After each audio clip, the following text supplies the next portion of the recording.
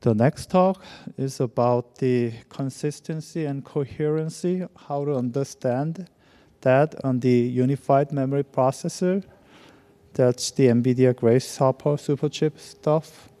And this is the work done by the collaboration on University of Utah, Duke University, University of California, Santa Cruz, and I think Soham Bagchi will present, and his advisor is there as well. So, yep, where?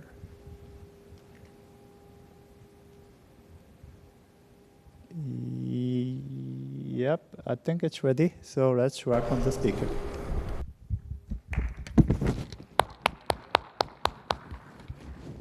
Oops. Take your time.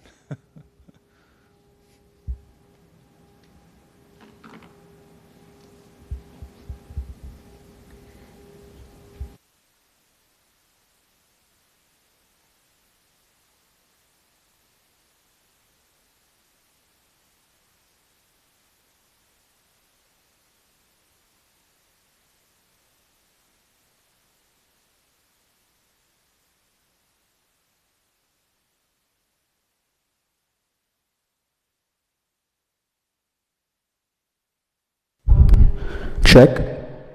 Sorry, apologies. All right, good afternoon, everyone. Thank you for attending this talk.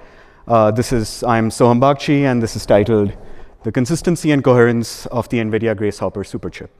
So from Dr. John's keynote, we learned about the problem of memory shuttling in these shared processing unit spaces. And in the previous talk, we saw what strategies developers can use to actually kind of mitigate that shuttling problem. But don't you love it when big companies listen to our problems when they develop new hardware? That is what the NVIDIA Grace-Hopper tries to achieve. It boasts a hardware cache-coherent layer, which not only allows you to use the standard malloc allocator for your programs, but you no longer have to worry about mem copies. There are no page granular migrations whenever you touch anything. But don't you also hate it when vendors don't tell you exactly what is going on under the hood for these new technologies that they release? And that brings us to the two main questions that our work poses, which is what is this? What is the model? What are the guarantees of the rules? What are the rules governing shared memory programs that are written and execute on this hardware? As well as the how, which is how is the hardware actually implementing these rules, and what interactions, what movements take place within this cache-coherent layer that allows us to write and run these shared memory programs. Now, there is some amount of folklore and speculation about what actually happens and what's supposed to happen, but largely this has never been validated. It is folklore. And our work changes that. We validate and demystify what goes on within this Grace-Hopper Superchip.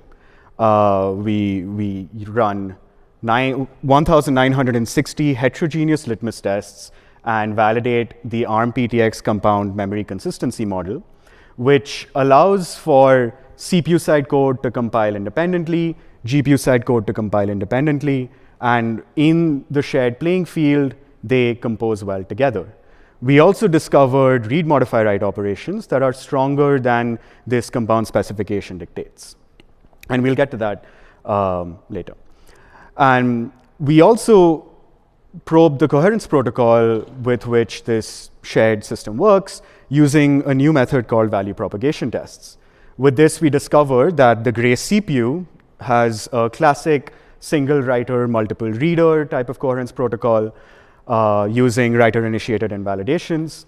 The Hopper GPU uses write-through L1 caches which self-invalidate on an acquire operation. And finally, we saw that this NVLink C2C interconnect that is providing this cache-coherent layer, that is providing this 900 gigabytes per second bandwidth, that actually uses an AMBA CHI-like protocol to bridge the gap between this SWMR CPU and the Hopper GPU. But what does this mean to you as a developer? You have written a new program which has C++ code on the host side and CUDA code on the device side. And some part of this complex program has this simple synchronization pattern for data sharing. We write the data and we release a flag, we set a flag. The consumer, which polls on the flag or reads the flag, once it acquires the flag, it knows that it can successfully read the data.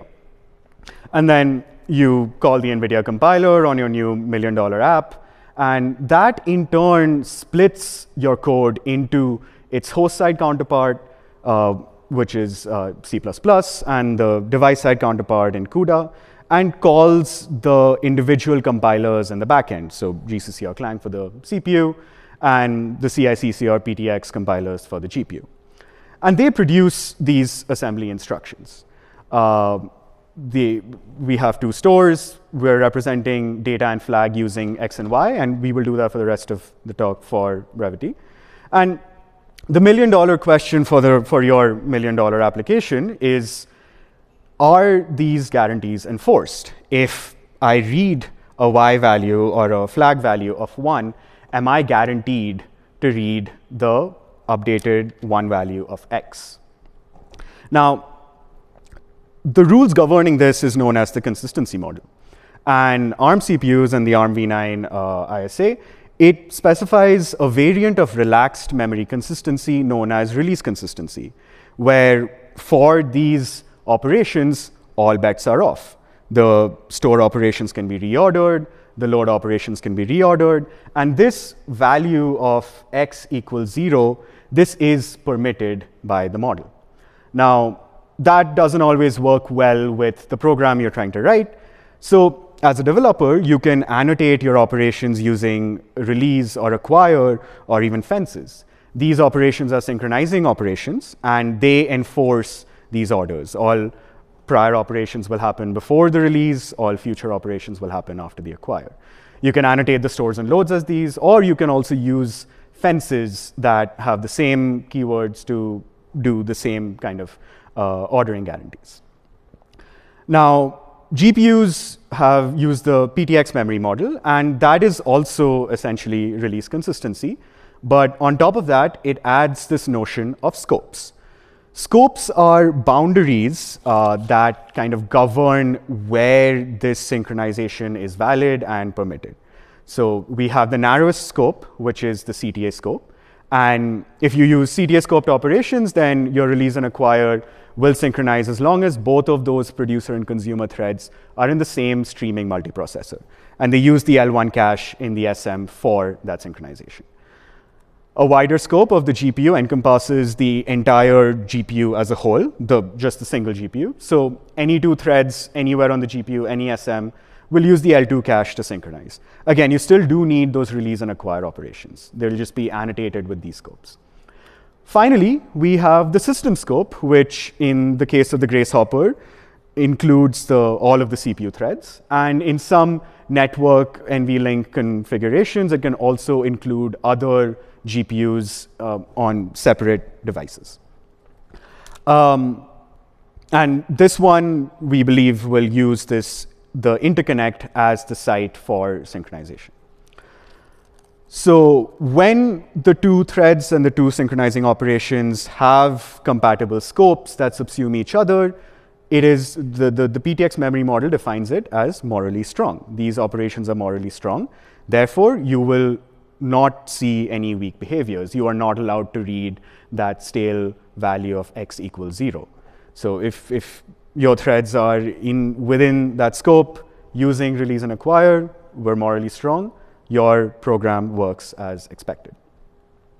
So the main work, the focus of our work was to evaluate this shared memory paradigm. But before we do that, we have to establish our baselines with the individual memory models themselves for the CPU and the GPU. So we use the litmus 7 suite to test the Grace CPU's model. We run 10 variants of the message passing litmus test. And that store, load pattern, it is message passing, and it is a prevalent design for a lot of multi-device data sharing applications. On the Hopper GPU, we utilize the parallel thread execution environment by prior work from our team. And here we extend these 10 message passing variants to include all of these scope combinations, and we get a total number of 560 just GPU litmus tests. And we test asymmetric cases where we have a release but no acquire. We combine release operations with fences, vice versa. And essentially, we're all good to go. The Grace CPU accurately enforces the ARM v9 model.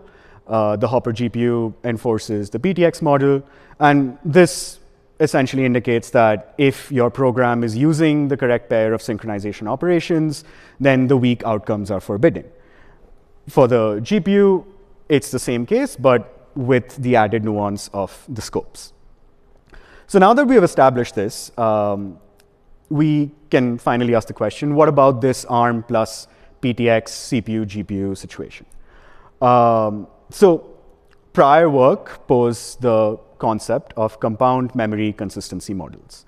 And this has two main components. One is that each device retains its own native model. So your CPU code will conform to the ARM model, GPU code conforms to PTX, and they can compile independently using your existing compilers. But in programs where they are required to interact, these models will compose with each other. And for the case of the Grace-Hopper, unscoped CPU operations would be upgraded to default system scoped operations. And that way, you can imagine a sense of morally strong in the CPU-GPU system as a whole.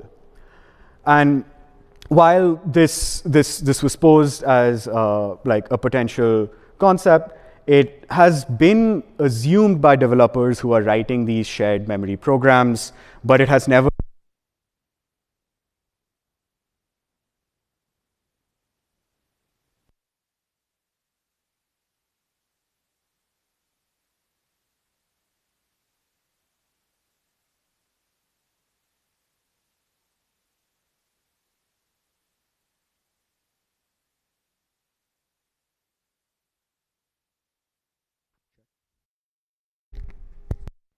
Check, check, check.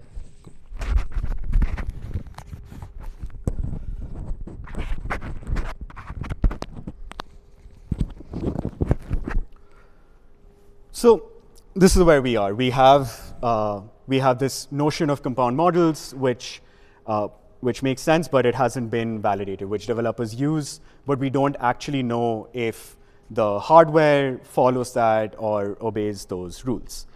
And just to, again, remind everyone, we're no longer in that page migration-based unified memory. Here, the CPU can access GPU memory, low latency, GPU can access CPU memory, and it is hardware cache coherent.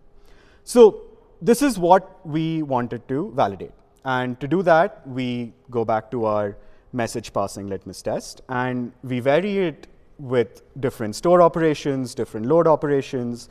We vary the scopes for the GPU operations, and we also try fences. And it goes without saying that we tried patterns where we have CPU producers paired with GPU consumers, as well as vice versa. And these four combinations, combinations along these four parameters, yielded a total of 1,960 different variants of just the heterogeneous message passing litmus test. So what does this look like? We saw this exact pattern before for your $1 million app, where the store to X is followed by a release store to Y, and the Y is our flag variable. The PTX consumer has a load acquire at the system scope, followed by a load of X. And we know from this compound model that the store release on the ARM producer is system scoped by default. And given that the PTX consumer is also system scoped for the acquire, this is a morally strong pair. The scopes subsume each other. We have the necessary synchronizing operations. We are guaranteed to read the value of 1 for X. But consider this variant, where the only thing we change is that we downgrade the PTX load acquire from system scope to GPU scope.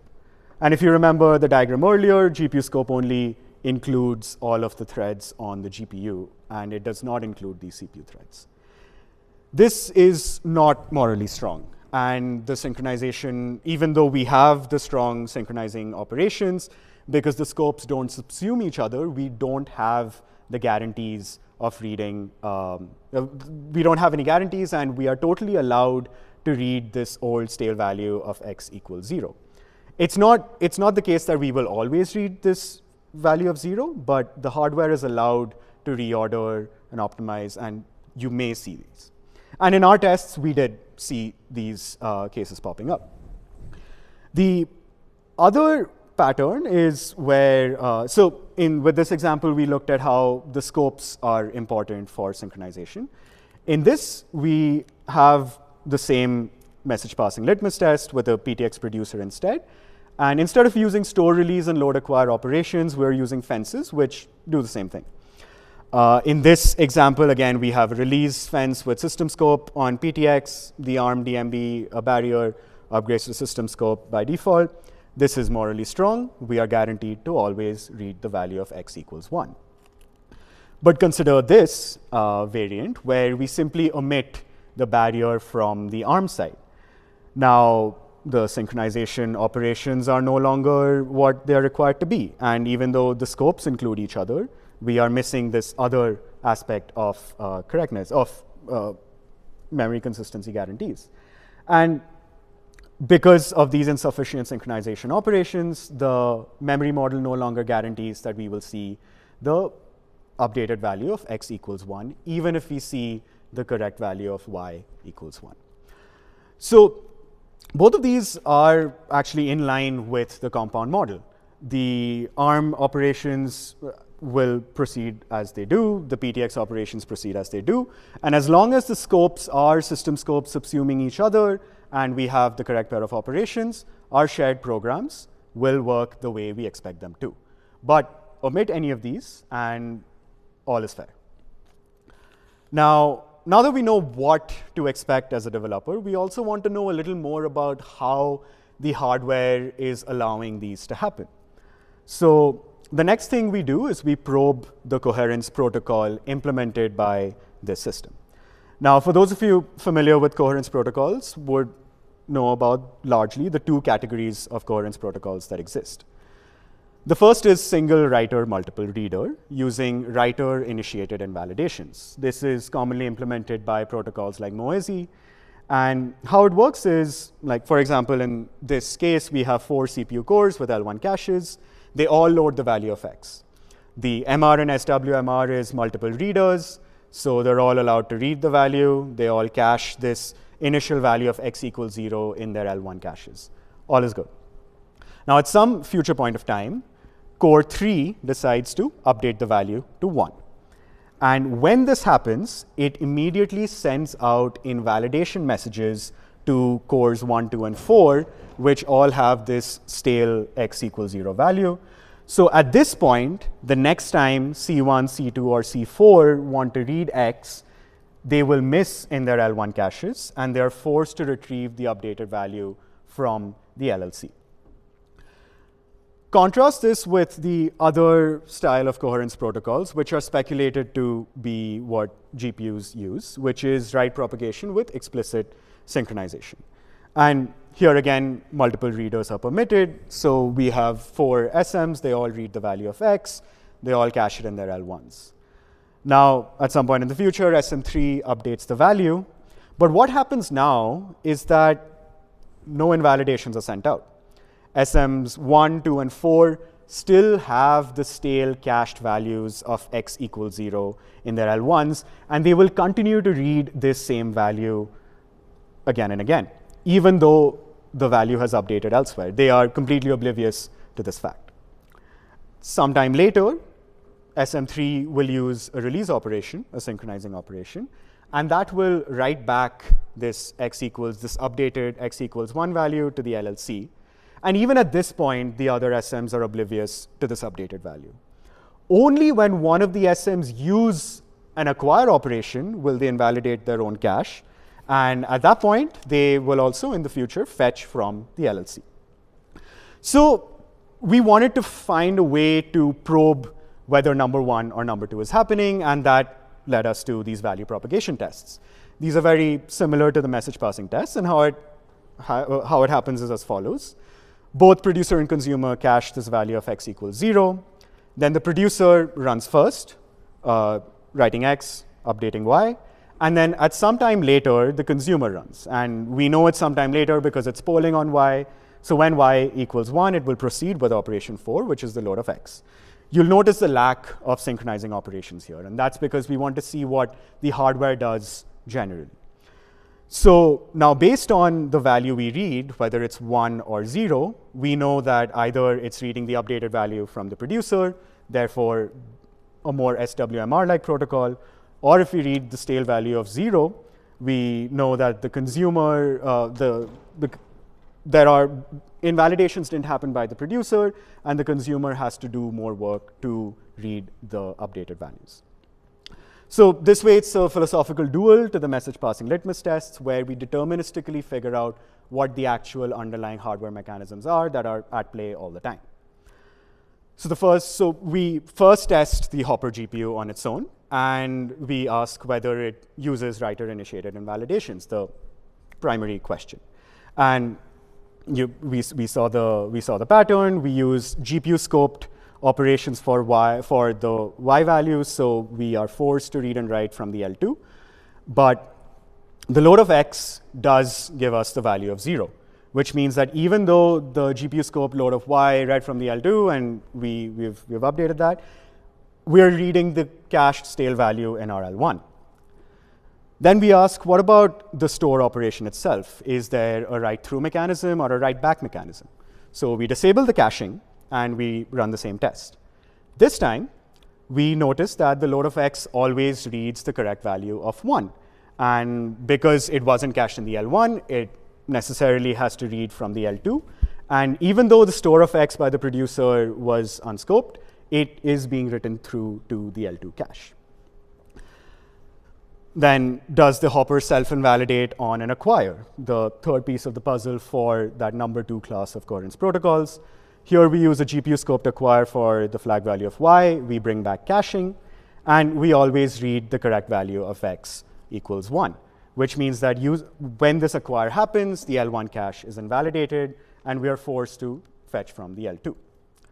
Now that we've covered the GPU, we come back to the CPU-GPU system, and we ask the following questions. Does the Grace CPU invalidate the Hopper GPU, and vice versa? So again, same test, but now the producer is on the CPU.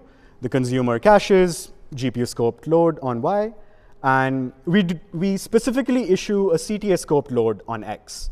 And we notice that the CTA-scoped load always yields the stale value of 0.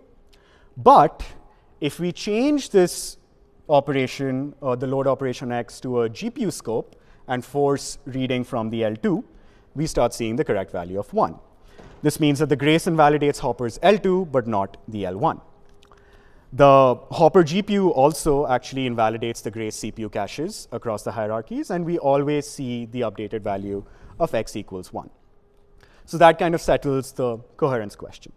Writers don't invalidate, write through L1 caches, L1 self-invalidated on an acquire, and then for the heterogeneous cases, they are selectively invalidating the other caches. We also notice a surprising result with the read modify writes, where we run this test with 2 counters, one on the CPU, one on the GPU, 1 billion iterations. At the end, we expect to see the correct value of 2 billion. And with the system scope fetch and add, it is morally strong. We always see the correct value of 2 billion. But with a narrower scope, like the CTA or the GPU scope, we no longer have that guarantee. So the result might not necessarily be 2 billion. But in our tests, we do notice that the result is always correct, irrespective of the scope used, suggesting that the RMW implementation is much stronger than the specification, both for the PTX GPU on its own, as well as for this ARM PTX compound system.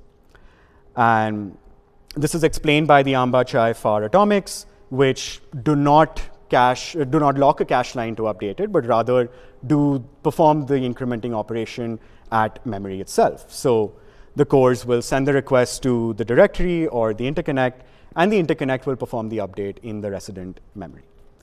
And if you're a performance programmer, the stronger than spec RMWs are not guaranteed by the model, so use them cautiously because the implementation can change anytime. For a compiler writer, these compound memory consistency models lead to this, the notion that independent compilation is empirically safe. And as a hardware architect, you can learn that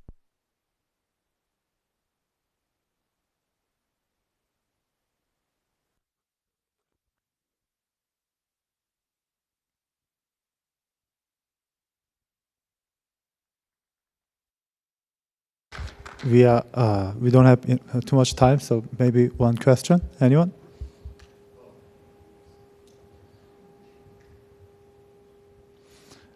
Okay. Then can I ask one brief question? Did you contact NVIDIA and get confirmed? Yeah, go ahead. Did you contact NVIDIA and did they confirm? Yeah, so we have been in touch with NVIDIA, and the thing is they can't really confirm these or publicly release these because they want to have the flexibility to adjust the implementation for the next iteration, but they haven't denied that any of this is correct. And we're actually trying to work with them to formalize this compound memory consistency models because I'm sure a lot of you know about the Grace-Blackwell machines, which are running all of our training data sets, and those use a very similar architecture. So yeah, we're in touch with them, yes. Okay, great. Let's thank the speaker again. Thank you. This is the end of the session, and we'll have a 20-minute break, and then there will be last session.